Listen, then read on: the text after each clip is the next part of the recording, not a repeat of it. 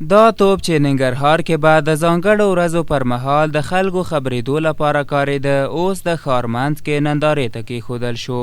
لسګونه کاله وړاندې دا توپ د جلال آباد ښار په یوه څنډه کې د دې لپاره ایښودل شوی و چې په ډزو به یې د ښار او نږدې ولسوالۍ اوسیدونکو د پېشمني او روژه ماتي ترڅنګ د ځانګړو ورځو په مناسبت معلومات ترلاسه کول او د ښار په زړه کې د تاریخي آثار په توګه نندارې ته ایښودل شوی. جلال آباد ښار په پښتونستان واټ کې د همدې توپ ځای پر ځای کېدو لپاره په مراسمو کې د دې ولایت چارواکي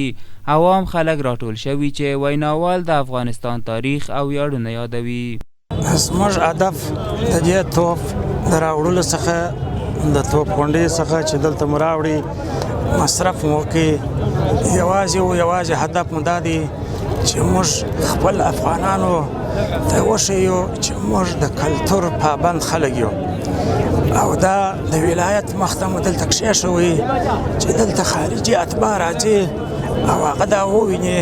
د ننګرهار اطلاعات او کلتور رئیس وایي دوی هغه لرغوني آثار چې تاریخي ارزښت لري د افغانستان ویاړ وي خوندي کوي او خلکو ته یې د نمایش لپاره ورښایي چې هغوی خپل تاریخونه په یاد ولري. همداراز دا تقریبا د امیر شیر علي خان د وخت توپ دی، هغې وخت کې هم په دغه توپ باندې به ډزې کېدلې د روژه ماتي پر مهال باندې، همداراز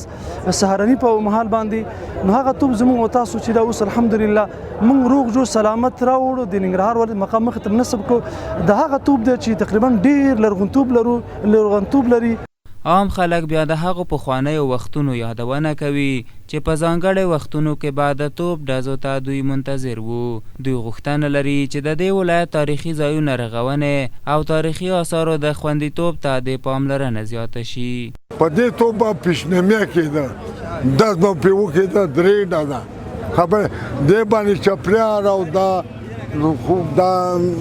خوشخنبت او دا بیتو دا ټول حالکي پیشنمیا به کوو. ملنګ جان واټ کې دا د انګریزانو ټنګ ولګي، دا به د دې افغانانو دپاره یو افتخاري، خصوصا ننګرهاریانو ته دا ډېر به افتخاري چې دا به ډېر د دې ښاروال نه د دې چارواکو نه به ډېر خوشحاله وي. افغانستان ډېر تاریخي ځایونه او آثار لري، خو په هیواد کې د څو لسیزو جګړو له امله